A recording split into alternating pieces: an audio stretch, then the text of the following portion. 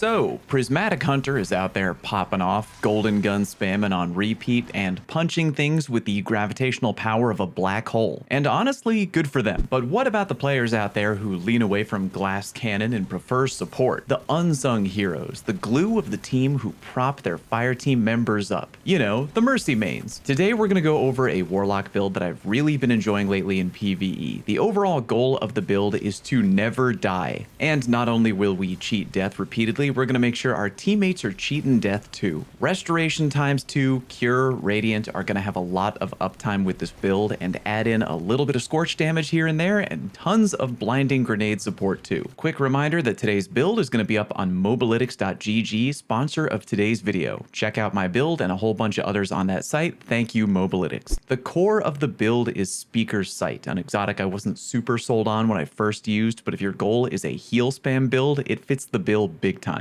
Healing grenades spawn a restoration turret. On its own, it is cure ×1 and restoration ×1. But we add a touch of flame into the mix, and now that turret is generating both cure and resto ×2. Nice. This also works together with heat rises, meaning instead of throwing, we now charge and eat our grenade, which gives a small blast of healing, and we also get the healing turret on top of that. I think a lot of people would assume that this build would include Ember of Torches to become Radiant, but as long as we have Radiant Orbs on the artifact, we don't really need torches. Radiant Orbs is a much easier way of becoming Radiant, and it gives us room to run a different fragment, so win-win. Now that we have a way to get Restoration and Radiant, it seems like a no-brainer to run Ember of Solace. Radiant and Restoration effects applied to you have increased duration. And because our turret is going to be applying Restoration and Cure so frequently, we can also run Ember of Benevolence, which gives us extra ability regen on the regular. Next, we got Ember of Empyrean. Solar weapon and ability final blows extend the duration of Restoration and Radiant. Yes, we will have a solar weapon, and a very fun one at that. Finally, Ember of Mercy. Even though we don't plan on having our teammates die, mistakes can happen. But aside from that, it's an extra way of getting restoration via fire sprites, which we will be generating. Fire sprites have the added benefit of giving even more grenade energy, aka more turret spam. Because we're using heat rises, I feel like Phoenix Dive is the move here over a healing rift. Eat a grenade to both drop a turret and proc heat rises, then dive down for cure, restoration, and scorch all in one go. Why don't we talk about weapons real quick? There are definitely other options you could run in the kinetic slot, but because our primary weapon is going to see a lot of use, I landed on Pardon Our Dust for my special weapon. Blinding waves of trash enemies is about as support as you can get, so it fits the bill with what we're trying to do. Remember, reloading is for chumps, auto-loading holster all day. If you wanted to, you could run a blinding energy weapon like Truth Teller and use a damage-dealing kinetic weapon in order to take advantage of Elemental Siphon for even more fire sprite gen. I ain't gonna do that, but you could if you wanted to. For my recommended main weapon, surprise, surprise, a crafted no hesitation auto rifle, aka the Don't Die auto rifle. I am not an auto rifle guy, but for this beast I will gladly make an exception. Physic, rapidly healing allies grants you and your allies restoration for an improved duration, and also Circle of Life. Rapidly healing allies grants this weapon an improved period of increased damage. When this build gets into full swing, you'll be able to get your restoration ×2 timer up to 15 seconds, which is really insane. My favorite thing about this build is that there's always something to do. Got full grenade energy? Drop a healing turret. Circle of Life damage buff ran out or restoration timer is running low? Shoot and heal your allies, then go back to gunning down trash. Big crowd coming at you, tag with a blinding grenade launcher and continue auto rifle spamming. This is a minor benefit, but winning hand on the artifact will also help improve your no hesitation auto rifle because it has the dealer's choice origin trait. Ain't nobody out there gonna turn down free solar explosions. Finally, in the weapon department, we have Dragon's Breath. Now, if your team is going rocket launchers, you could swap this out for Gallarhorn if you wanted to. The benefit there would be you'd be giving your team the gift of Wolfpack rounds, which is always appreciated. But if they aren't using rocket launchers or they just don't care, Dragon's Breath is a great pick. Hard-hitting weapon with plenty of scorch, and thanks to the exotic catalyst, another method of fire sprite generation for additional restoration and more grenade energy. Oh, what a fun damn build it is with everything going at the same time. Yeah, you won't be hitting anywhere near as hard as a Liar or Syntho's melee-focused Prismatic Guardian, nor will you be Golden Gun Still Hunt spamming or anything like that. You'll be able to hit hard when you need to with Dragon's Breath, but outside of that, your goal is to litter the battlefield with healing turrets, generate generate orbs and fire sprites, blind enemies, and heal allies directly